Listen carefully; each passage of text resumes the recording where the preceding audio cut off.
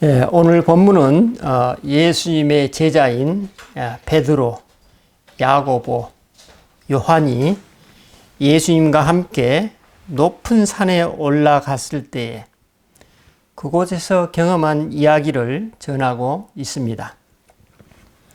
학자들에 따르면 본문에서 말하고 있는 이 높은 산이 갈릴리의 중심부에 있는 다볼산이든지 혹은 다볼산보다 더 오르기 힘든 헤르몬산일 것이라고 주장하고 있습니다.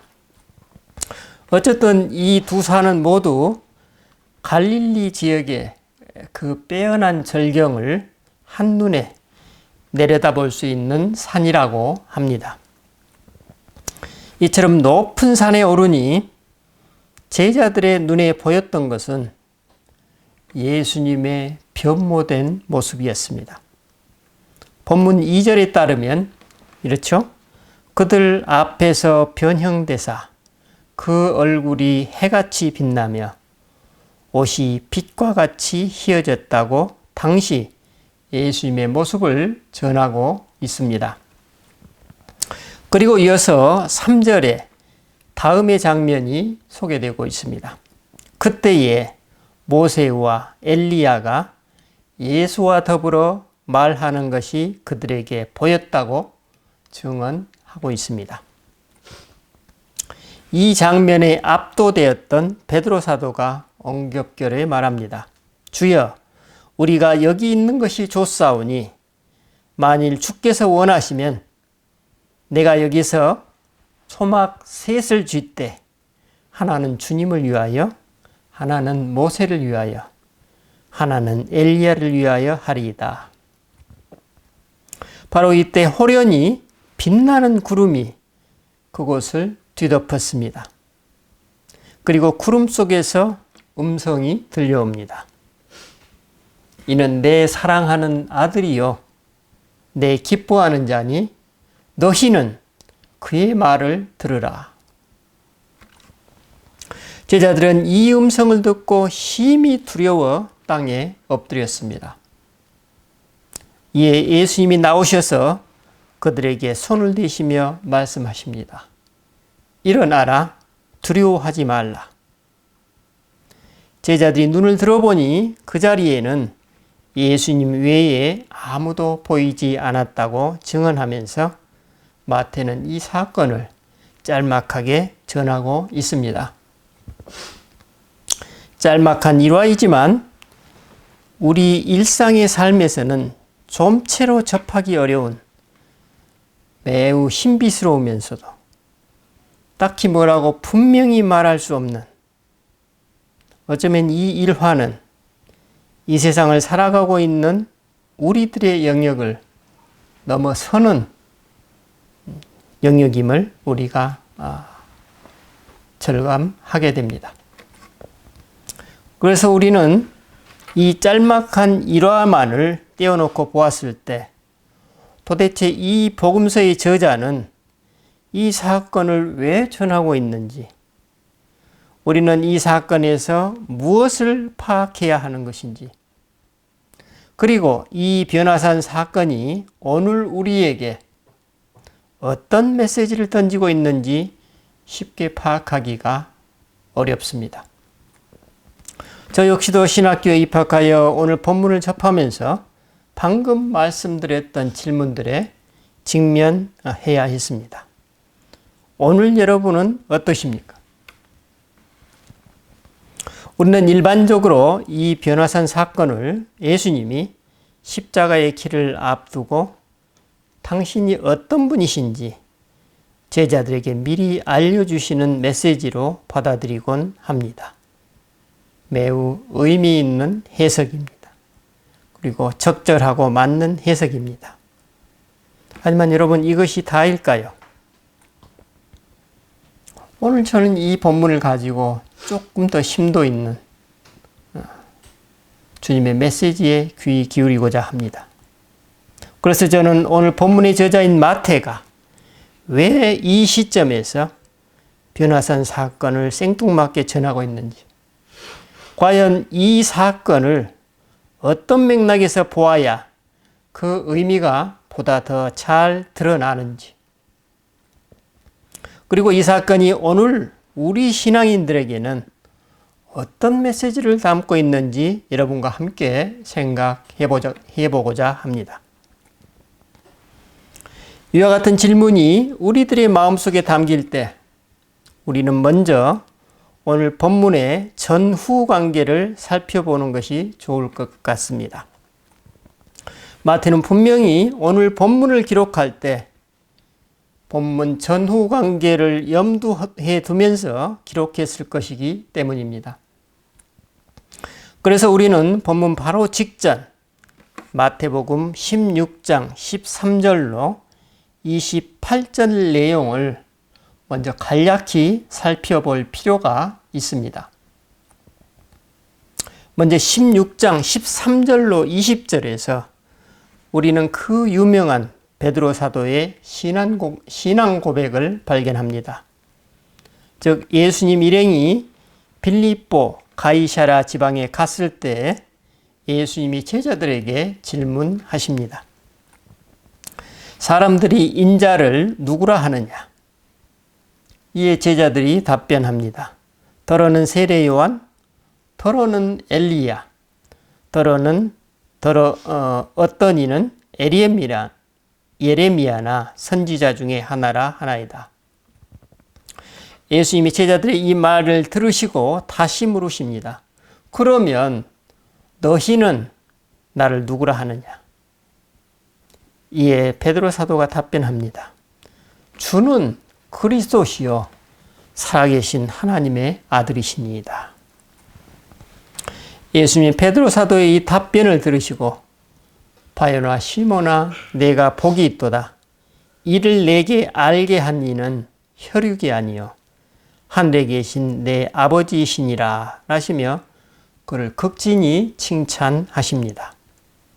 그리고 이어지는 16장 21절로 28절에서 방금 예수님의 극진한 칭찬을 받았던 베드로 사도와 예수님과의 갈등과 충돌을 소개하고 있습니다. 21절에 따르면 예수님은 베드로 사도로부터 당신이 그리스도이시라는 신앙 고백을 들으신 이후부터 비로소 당신이 예루살렘에 올라가 이스라엘의 지도자들로부터 많은 고난을 받고 죽임을 당할 것이며 이후 3일 만에 다시 살아날 것을 말씀하기 시작하셨다고 전하고 있습니다. 그런데 예수님의 이 말씀을 들은 베드로 사도가 예수님을 붙들고 항변했다고 증언하고 있습니다. 여러분, 그는 왜 항변했을까요?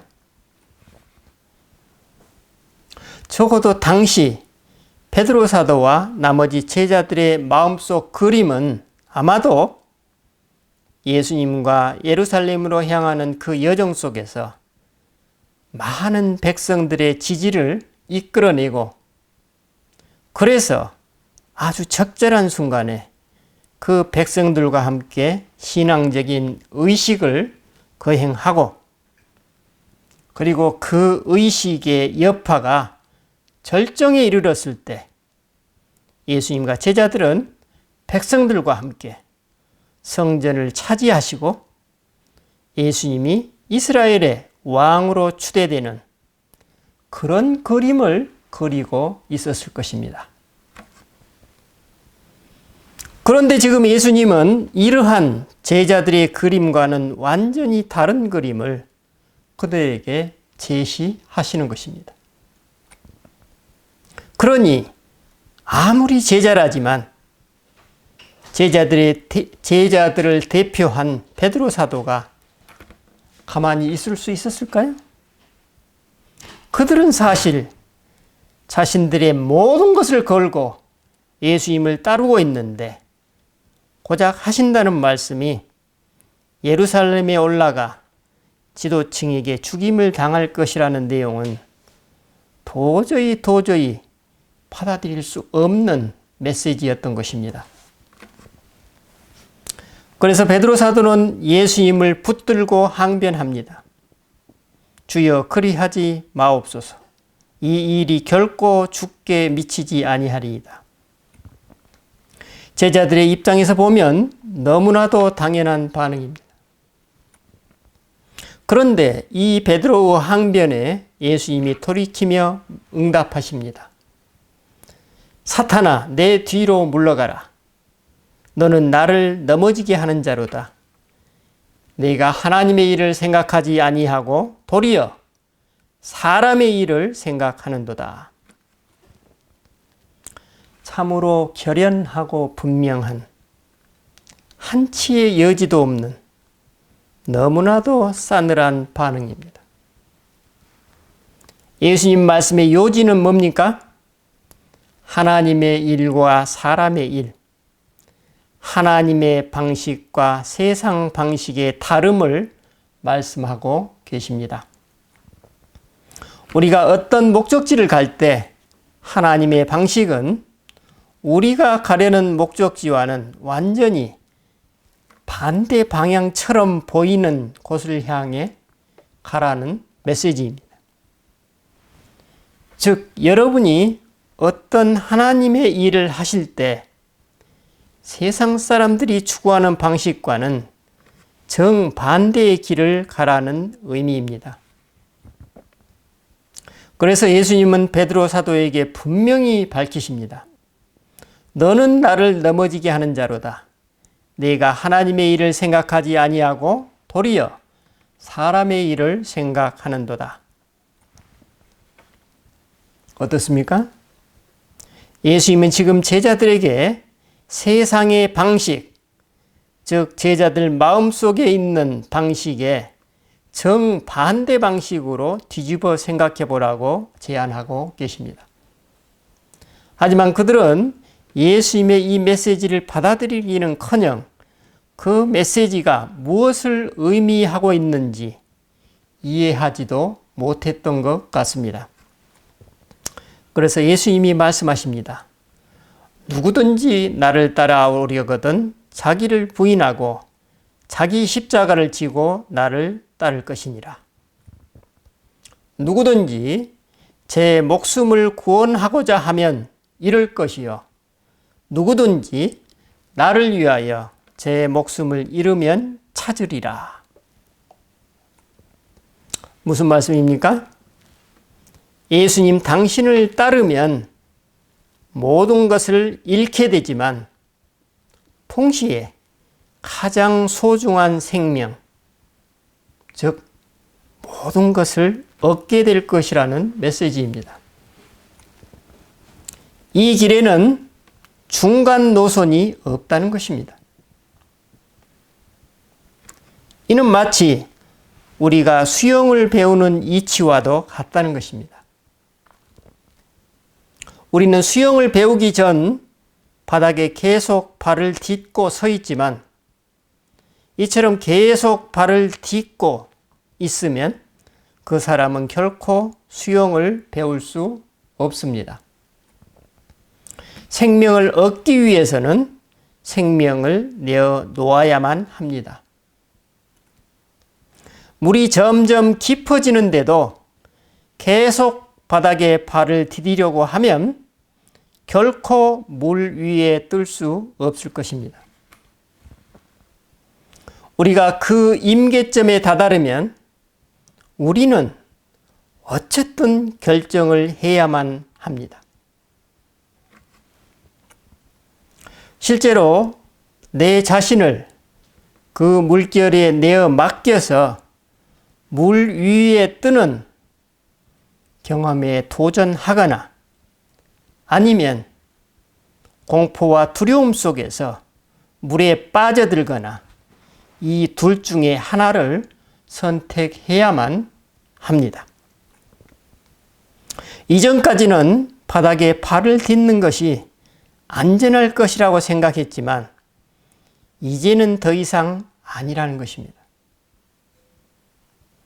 너무나도 직설적인 표현이지만 이 직설적인 표현의 그 급진성만큼이나 이를 이해하고 받아들일 수 있는 제자는 없었을 것입니다. 그들은 왜 예수님의 이 메시지를 이해하지 못하고 이를 받아들일 수 없었을까요? 이는 그들이 지금까지 살아왔고 지금 살아가고 있는 이 세상의 방식이 아니었던 것입니다. 그들 자신을 포함해 그들이 지금 만나고 경험했던 사람들은 실제로 이런 방식으로 주장하거나 이런 방식으로 실제 살고 있지 않았던 것입니다. 오히려 그 반대의 방법과 길을 선택했던 것입니다. 그런데 예수님의 이 말씀은 예수님 당신이 곧 이 길을 직접 가실 것이라는 암시가 감추어져 있습니다. 만약 그렇지 않다면 이 세상 어느 누가 이런 주장을 할 수 있을까요? 또 이 세상 어느 누가 이런 주장을 순종하여 따를 수 있을까요? 아니 설사 이렇게 주장하는 사람이 실제 그렇게 살고 있다고 하더라도 우리가 직접 그렇게 따른다는 것은 전혀 별개의 일로 다가올 것입니다. 이 세상 어느 누가 나를 따라오려거든 자기를 부인하고 자기 십자가를 지고 따르라고 감히 말할 수 있겠습니까? 이 세상 어느 누가 누구든지 제 목숨을 구원하고자 하면 잃을 것이요 누구든지 나를 위하여 제 목숨을 잃으면 찾으리라고 감히 화가 날 수 있겠습니까? 그것은 오직 유일하게 단 한 사람, 그 길을 자신이 직접 가는 사람만이, 그것도 누구든지 나를 위하여 제 목숨을 잃으면 찾을 것이라는 이 언명을 자기 자신과 그의 삶 속에서 실제화시키는 사람만이 말할 수 있는 충격적인 선포입니다. 그렇지 않습니까? 이는 이 세상 사람의 말이 아니었던 것입니다. 진정 살아있는 생명의 사람만이 입 밖으로 내놓을 수 있는 생명의 말씀, 진리의 말씀입니다. 어떻습니까? 이 세상에는 찾아볼 수 없는 가장 민주적이고 가장 평등하고 가장 아름다운 삶의 원리입니다. 모두가 승자이고 모두가 그 승리의 혜택을 입고 모두가 하나인 세상입니다. 하지만 세상 사람들, 세상의 방식과 세상의 지도자들은 어떻습니까? 우리 주변에서도 지금 많이 보고 있죠. 너희는 죽고 나만 살게. 그렇죠. 내가 지도자 할 테니 당신들은 나를 위해 먼저 희생하시오. 또 이런 말도 있죠. 부러워하면 루저다. 승자 독식이 당연시되는 세상입니다. 이것이 세상의 방식입니다. 이것이 바로 예수님이 설명하시는 세상의 일과 하나님의 일의 차이입니다. 세상의 방식과 하나님 나라 방식의 다름입니다. 하지만 예수님은 여기서 그치지 않으시고 어마어마한 다음의 말씀으로 마지막 쐐기를 박으십니다. 이렇죠? 사람이 만일 온 천하를 얻고도 제 목숨을 잃으면 무엇이 유익하리요? 사람이 무엇을 주고 제 목숨과 바꾸겠느냐?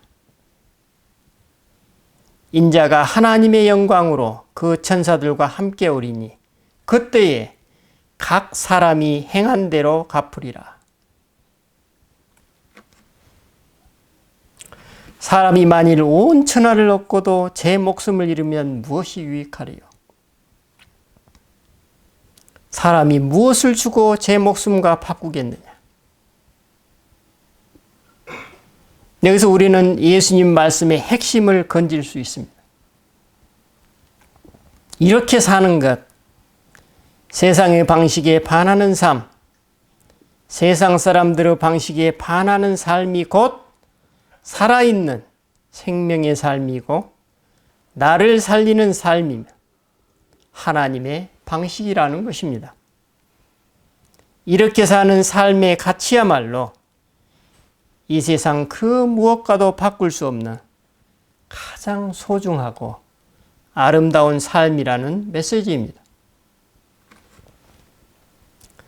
하나님께서 우리 인간을 보고 판단하실 때 그 사람이 이처럼 생명의 삶을 살았는지의 여부를 가장 우선적으로 보실 것이라는 의미입니다. 하나님은 이처럼 우리 인간이 생각하는 방식과는 전혀 다르다는 것입니다. 누구든지 어떤 직분으로든지 하나님 나라로 초대받은 사람들을 향한 예수님의 엄중한 경고입니다. 바로 이런 맥락에서 예수님은 베드로 사도에게 사탄이라는 용어를 사용하셨던 것입니다. 예수님이 베드로 사도를 부르실 때 그를 당신의 나라인 교회를 세울 토대로서 그를 바위 삼고자 했는데 그는 자신이 바위가 되기도 전에 미리서 그 위에 아무것도 세울 수 없는 모래알갱이가 되어버린 것입니다. 그래서 우리는 날마다 질문해야 할 것입니다. 오늘 나는 지금 그 길을 가고 있는가? 나는 지금 생명의 길을 가고 있는가? 나는 혹시 오늘 내 목숨을 부지하려고 하면서 진정 내 생명을 잃고 있는 그런 선택을 하고 있지는 않는가? 예수님이 이처럼 제자들에게 생명의 길을 설명하신 후 또 전혀 뜻밖의 발언을 하십니다. 16장 27절로 28절입니다. 이렇죠? 인자가 아버지의 영광으로 그 천사들과 함께 오리니 그때에 각 사람이 행한 대로 갚으리라. 진실로 너희에게 이르노니 여기 서 있는 사람 중에 죽기 전에 인자가 그 왕권을 가지고 오는 것을 볼 자들도 있느니라. 아마도 제자들은 예수님의 이 말씀을 듣고 매우 혼란스러웠을 것입니다. 방금 전까지 십자가의 길을 이야기하시다가 이제는 뜬금없이 당신의 영광스러운 왕권을 말씀하십니다. 그것도 내세가 아니라 여기 서 있는 당신들도 죽기 전에 예수님 당신이 그 왕권을 가지고 오시는 것을 볼 것이라고 약속하십니다. 그리고 마태는 예수님의 이 약속에 걸맞게 마태복음 28장 18절에서 그 약속이 어떻게 현실화, 실제화되고 있는지 오늘 우리 독자들에게 소개하는 것을 잊지 않고 있습니다. 십자가 이후 부활하신 예수님이 승천하시면서 제자들에게 이렇게 당부하십니다. 이렇게 말씀하십니다. 하늘과 땅의 모든 권세를 내게 주셨으니. 그렇죠. 이 우주의 왕권을 얘기하고 있습니다. 그러므로 너희는 가서 모든 민족을 제자로 삼아 아버지와 아들과 성령의 이름으로 세례를 베풀고 내가 너희에게 분부한 모든 것을 가르쳐 지키게 하라. 볼지어다 내가 세상 끝날까지 너희와 항상 함께 있으리라. 어마어마한 말씀. 마태는 바로 이런 맥락에서 오늘 본문 이 변화산 사건을 오늘 우리에게 전하고 있습니다. 방금 전 예수님의 가르침, 생명의 삶, 십자가의 길과는 완전히 결이 다른 내용입니다. 산에 오르신 예수님은 그들 앞에서 얼굴이 해같이 빛나셨고 옷이 빛과 같이 휘어졌다고 전하고 있습니다. 그리고 바로 그 자리에 이스라엘 백성들의 영웅 모세와 엘리야가 예수님과 함께 대화하고 있었던 것입니다. 예수님의 이 모습을 본 제자들의 마음이 어떠했는지 바로 이 순간 베드로 사도의 반응에서 우리는 직감할 수 있습니다. 이렇게 얘기합니다.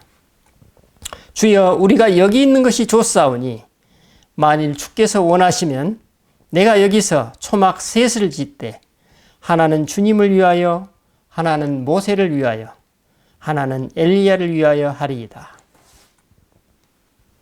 베드로 사도는 아마도 황홀감에 빠져 무의식 중에 자신도 잘 알지 못하는 말을 하고 있는 자신을 발견했을 것입니다. 그런데 바로 이때 호련히 빛나는 구름이 그들을 뒤덮었고 구름 속에서 음성이 들렸습니다. 이는 내 사랑하는 아들이요 내 기뻐하는 자니 너희는 그의 말을 들으라. 황홀경에 정신 차리지 못하는 제자들에게 하나님께서 직접 말씀하십니다. 인간이 감당할 수 없는 하나님의 현존에 그들은 두려움에 휩싸여 땅바닥에 엎드립니다.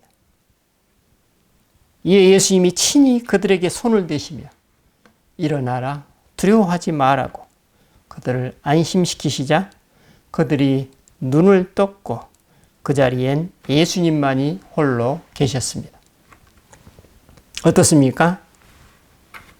본문 바로 직전에 십자가의 길, 생명의 길을 말씀하셨던 예수님과는 완전히 다른, 당시 이스라엘의 세계관에서 볼 때 모세와 엘리야 외에 그 어느 인간도 감히 상상할 수 없는 영광의 예수님이 그리스도로 계시되고 있습니다.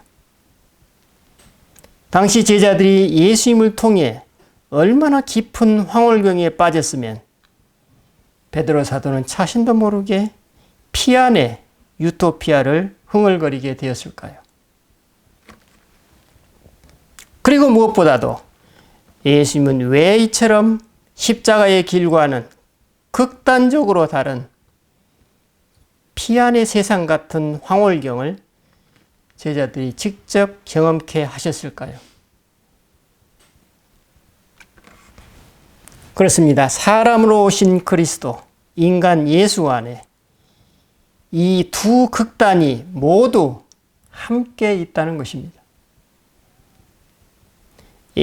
그 영광의 예수님과 십자가를 지시는 예수님, 이는 상호 모순되는 것이 아니라 상호 보완되고 오히려 서로 조화를 이룬다는 것이 마태가 오늘 우리 인생길을 살아가고 있는 우리에게 전하고 있는 메시지일 것입니다. 왜 그럴까요? 인간 예수께 있어, 그리고 예수님을 따르는 우리 모든 인간에게 있어 십자가 없이 부활은 있을 수 없고, 역으로 부활이 없다면 십자가는 있을 수 없다는 의미일 것입니다. 이것이 이 세상을 살아가는 우리 인간들의 한계 상황이라는 것입니다. 그래서 십자가의 고난과 부활의 영광, 이것이 생명의 삶을 살아가려는 우리 인간의 필연적인 길이라는 메시지입니다. 십자가 없이 부활의 영광이 있을 수 없고, 부활의 영광이 없다면 십자가가 있을 수 없다는 이 말씀의 전제가 무엇입니까? 그것은 예수님과 우리 모두가 인간이기 때문입니다. 그래서 그리스도께서 친히 인간으로 오신 것입니다. 우리 인간으로서는 알 수 없는 하나님의 신비입니다. 그리스도께서 친히 우리 인간의 한계 속으로 들어오신 것입니다. 예수님의 십자가와 영광, 이 상극의 조화와 공존이야말로 하나님 나라의 원리이고 그 길이 우리 인생들이 걸어야만 하는 생명의 길이라고 천명하고 계십니다. 그리고 당신이 친히 예루살렘을 향해 그 길을 지금 걸어가고 계시는 것입니다. 그런데 예수님은 본문 바로 직후 산에서 내려오셔서 인자가 죽은 자 가운데서 살아나기 전에는 여러분이 방금 본 것을 아무에게도 이르지 말라고 제자들에게 언명하십니다. 이제야 예수님 말씀의 의미를 직감한 그들이 질문합니다. 이렇게 질문합니다. 그러면 어찌하여 서기관들이 엘리야가 먼저 와야 하리라 하나이까? 여러분, 이 질문의 의미가 무엇일까요? 이렇죠. 선생님 말씀처럼 당신이 정말 그리스도라면 왜 당신보다 먼저 와야 될 엘리야가 아직 오지 않습니까? 우리는 아직 엘리야를 보지 못했습니다. 라는 뜻입니다. 물론 이것이 중의적인 해석이지만 그들은 분명 방금 전에 산 위에서 엘리야를 보았으면서도 우리는 아직 엘리야를 보지 못했다고 밝히고 있습니다. 깊은 어둠 속에 있는 우리 인생들의 모습입니다. 그들은 감각적인 현실과 하나님 은총의 리얼리티를 따로 분리하고 있었던 것입니다. 그러자 예수님이 답변하십니다. 엘리야가 과연 먼저 와서 모든 일을 회복하리라.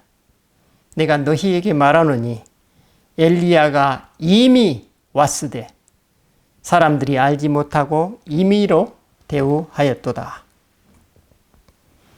예수님 말씀의 요지는 너희들이 기다리고 있는 엘리야는 이미 왔었다. 하지만 사람들이 그를 알아보지 못하고 그들 마음대로 죽였다는 것입니다. 그리고 예수님이 덧붙이십니다. 인자도 나도 이와 같이 그들에게 고난을 받으리라. 역시 참으로 충격적인 발언입니다. 내 십자가를 지고 나를 따르라. 인자도 이와 같이 그들에게 고난을 받으리라. 듣고 또 들어도 새롭게 다가오는 말씀입니다. 우리 모두는 인간인지라 거의 본능적으로 고난과 은총을 상반되는 것으로 받아들일 수밖에 없기 때문입니다. 하지만 여러분, 고난과 은총이 정말로 분리되어 있습니까? 마태에 따르면 결코 그렇지 않다는 것입니다. 아니, 오히려 고난과 은총은 너무나도 굳건히 결속되어 있어서 결코 분리될 수 없다고 증언하고 있습니다. 마태에 따르면 인간 예수 안에서 그분의 고난과 은총을 분리하지 말고 함께 보아야만 한다고 조언하고 있습니다. 즉, 내가 지금 기록하고 있듯이 예수님의 이 변모 사건과 그분의 십자가 사건을 분리시키지 말라는 것입니다. 만약 우리가 이 둘을 분리시키는 순간 진정 하나님은 우리의 시야로부터 숨어버리신다는 메시지입니다. 병든 인간, 오염된 인간들만이 부활의 영광과 십자가의 죽음을 분리시킨다는 메시지입니다. 그래서 마태는 변화산의 사건과 십자가의 사건을 다음과 같이 병렬 대조시키고 있습니다. 예수님은 이 산에서 영광을 받으시고 저 예루살렘 언덕에서 수치를 당하십니다. 여기서 예수님의 옷은 하얗게 빛나지만 거기서 그 옷은 벗겨지고 찢겨져서 병사들이 제비 뽑아서 나누어 가져버립니다. 여기서 예수님의 양옆에는 이스라엘의 가장 위대한 모세와 엘리야가 함께하고 있지만 거기서 예수님 십자가의 양옆에는 하나님을 향한 이스라엘의 반항을 상징하는 두 강도가 매달려 있습니다. 여기서 변화산의 현장은 빛나는 구름이 드리워져 있지만 거기 십자가의 현장은 짙은 어둠이 깔려 있습니다. 여기서 베드로 사도는 피안의 유토피아를 노래하지만 거기 그 자리에 그는 예수님을 알지 못한다며 어둠 속으로 숨어버립니다. 여기서는 하나님이 직접 이는 내 사랑하는 아들이라고 말씀하시지만 거기서는 이방인 병사가 예수님을 보고 놀란 나머지 이 사람은 정말로 하나님의 아들이었다고 증언하고 있습니다. 어떻습니까? 인간 예수 안에 이 두 가지 모습이 분리되지 않고 공존하고 있습니다. 이곳 변화산 사건이 저곳 예루살렘 언덕을 설명하고 있고 저곳 예루살렘의 언덕 사건이 이곳 변화산 사건을 설명하고 있습니다. 우리가 이 두 가지 모습을 분리한다면 우리는 예수님의 인격을 반쪽만 취하는 왜곡을 저지르는 것입니다. 이것이 누가 하는 일인가요? 사탄이 하는 일입니다. 그래서 결국 우리는 오늘 변화산 사건을 묵상할 때 십자가 사건을 배경으로 삼고 또 십자가 사건을 묵상할 때 변화산 사건을 배경으로 삼고 있습니다. 왜냐하면 어느 일방으로는 결코 예수님만의 십자가와 그분의 부활의 영광이 병립할 수 없기 때문입니다. 십자가와 부활의 영광이 병립하지 않은 복음은 그리스도의 복음이 아니라 사탄의 복음이라는 것이 마태가 오늘 우리 신앙인들에게 전하고 있는 경종입니다. 그래서 우리 각자는 자기 삶의 십자가 속에서 영광을 보는 법을 배우고 내 삶의 영광을 통해서 십자가를 보는 법을 체득해야만 하는 그런 과제를 안고 있습니다. 이것이 이 생을 살아가고 있는 우리 모든 인생들의 길이라는 것입니다. 이거는 선택사항이 아닙니다. 필연적으로 걸어가야 하는 길이라는 것입니다. 여기서 예수님의 메시지는 인자도 너희들과 함께 지금 그 길을 동행하고 있다는 것입니다. 오늘 아까 마태복음 28장 후반부에서 이렇게 말씀하고 있죠. 내가 너희와 영원히 함께 할 것이다. 그리고 그 길을 그분과 함께 걷는 사람만이 구름 속에 숨어 계시는 하나님, 그분의 미소와 그분의 눈물을 볼 수 있을 것이라는 메시지입니다. 그런데 그 하나님은 오직 인간 예수를 통해서 이처럼 우리 인간들에게 알려지게 되었다는 마태의 절절한 호소입니다. 다시 말하면 인간 예수 안에 감추어진 하나님의 권능과 사랑, 그분의 아름다움, 그분의 메시지에 여러분도 이제 눈 뜨십시오 라는 마태의 간절한 호소입니다. 여러분, 인간으로 오신 그리스도 안에서 이런 권능과 사랑과 아름다움을 발견한 사람이라면 그 사람이 우리 동료 인간들을 어떻게 바라볼까요? 그 사람이 우리 동료 인간들을 어떻게 대하게 될까요? 우리 오늘 사순절 둘째 주간을 지내면서 십자가를 지신 그분의 생명의 길을 깊이 깊이 묵상하시면서 그분의 은총 가운데 감추어진 그 깊은 사랑과 하나님의 은혜를 경험하는 한 주간이 되시기를 바랍니다. 기도하십시다.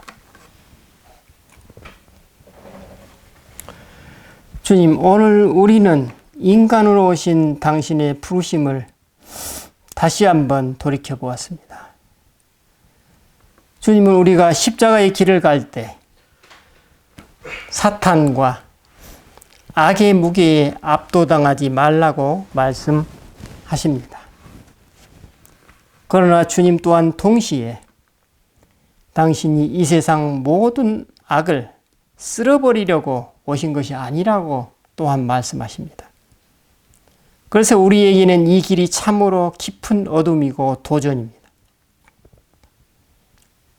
그래서 주님은 우리만 홀로 깊은 수렁 속으로 들어가라고 하지 않으시고 당신이 먼저 그 어두운 수렁 속으로 친히 들어가셨습니다. 그리고 그 결국이 무엇인지 직접 보여주셨습니다. 주님, 우리 모두는 지금 그 결국이 무엇인지 잘 알고 있습니다. 그럼에도 불구하고 우리는 매일 우리 앞에 놓여 있는 새로운 십자가를 발견하는 일상을 마주하고 있습니다. 주님, 그래서 우리는 또다시 자기 십자가를 지고 나를 따르라는 당신의 음성에 귀 기울여 봅니다. 주님, 우리가 당신의 이 음성에서 당신의 영광을 볼 수 있는 은총을 허락하옵소서. 우리 주 예수 그리스도 이름으로 기도드립니다. 아멘.